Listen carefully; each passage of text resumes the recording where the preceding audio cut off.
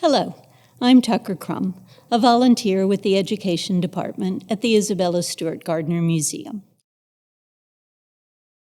This video explores American artist John Singer Sargent's iconic portrait of the museum's visionary founder and collector.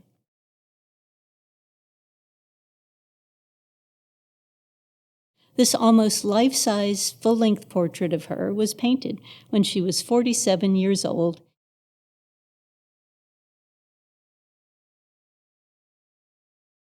in 1888. In her portrait, Isabella Stewart Gardner stands facing us.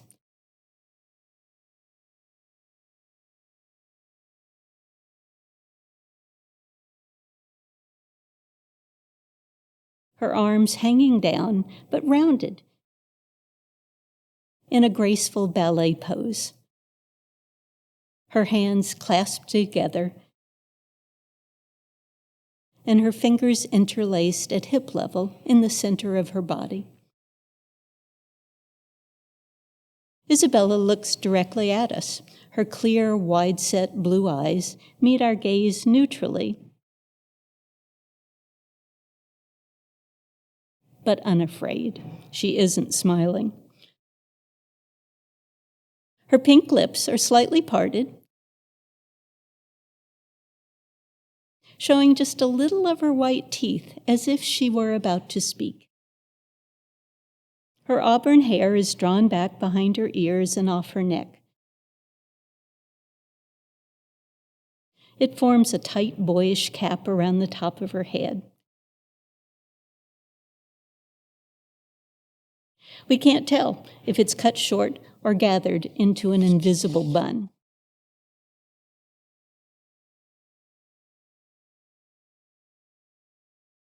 Her complexion is both pale and rosy.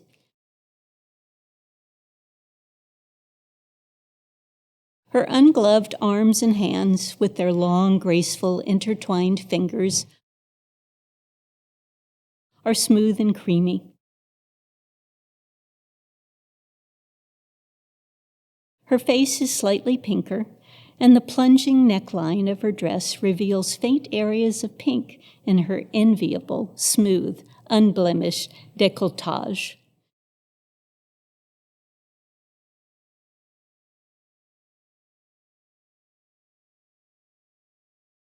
It's as if Sargent may have captured her recovering from a blush.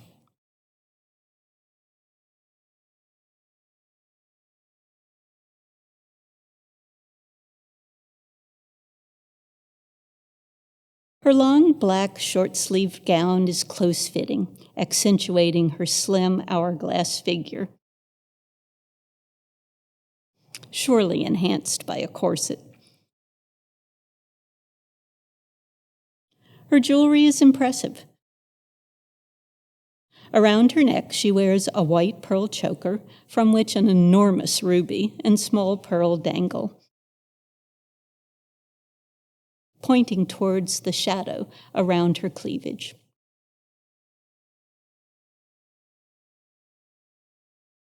A double rope of glistening pearls attracts our attention, in contrast to her inky black skirt.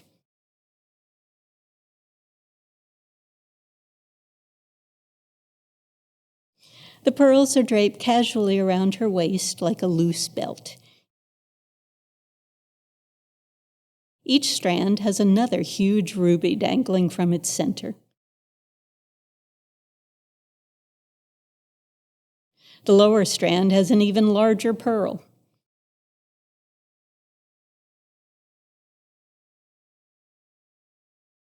More sparkling rubies top each of her reddish shoes. Only the tips of her shoes peek out from the bottom of her gown. Gardner's breathtaking audacity in wearing these extreme luxury items in such a casual, informal way scandalized conservative 19th century Boston.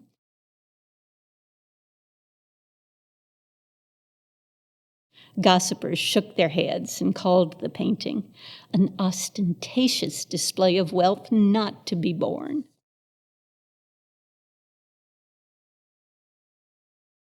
The background of the painting added to its scandalous reputation. Gardner is standing in front of a red and gold Venetian antique velvet textile that's in the collection.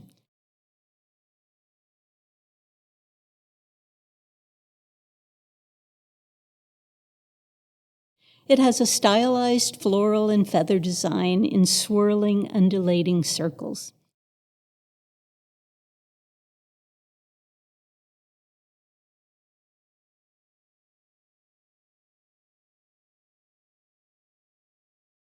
Sargent carefully positioned the fabric so that his subject is centered in an overall design that mimics the hourglass curves of her body.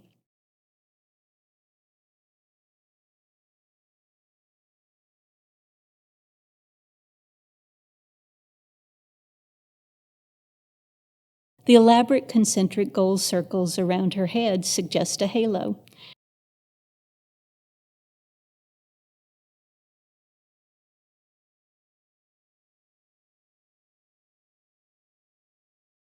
And a large crown-like motif directly over her head gives the impression of majesty.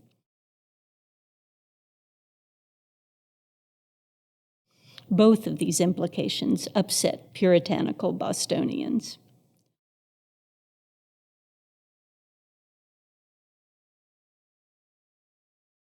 Although the painting has a simple gilded wood frame, the installation of the portrait is unusual, even startling.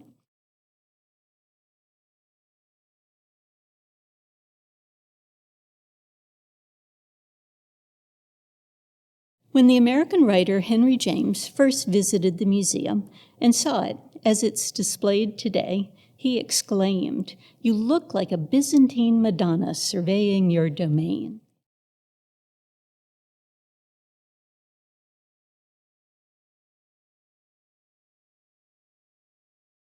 He was right. Gardner placed the painting in the southwest corner of the Gothic Room,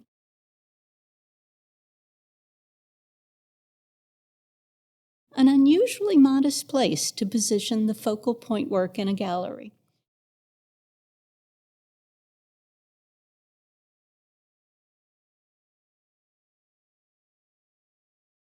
We are accustomed to find the most treasured objects in galleries in the center of each wall.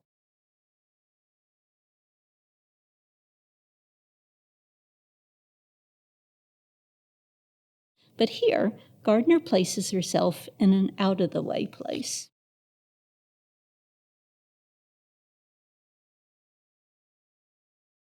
But she takes the modesty of that choice away as she seems to float her large vertical portrait above a low, horizontally oriented chest carved out of dark wood.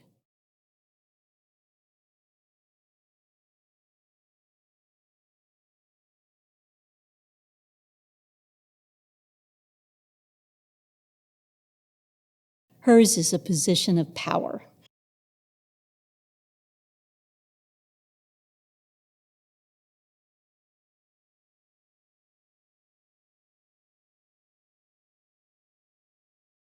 The combination of the portrait and chest has an altar-like feel in this gallery.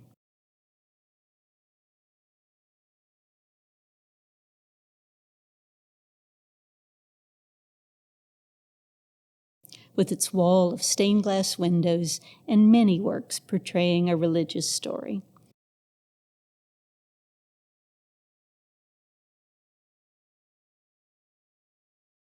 She is its altarpiece.